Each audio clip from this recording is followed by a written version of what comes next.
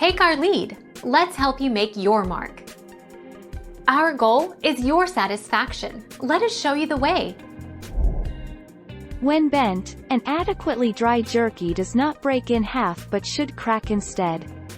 The dry strip should exhibit a firm, flexible form that can easily bend completely back on itself without snapping. Dried jerky should not be crumbly but instead displays a leathery texture that tastes palatably chewy.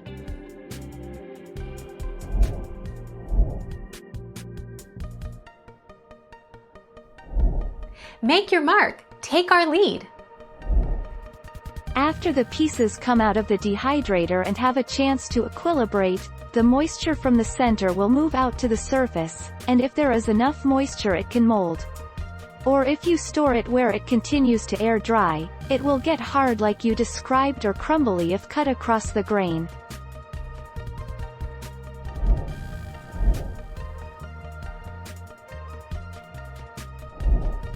Take our lead. If it is thinly sliced and the dehydrator isn't overloaded and it's been in the dehydrator over 10 hours at around 140 to 145 F, then according to the USDA recommendations it should be safe.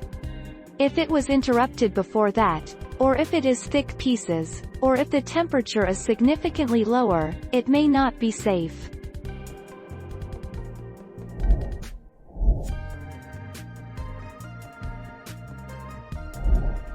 Take our lead.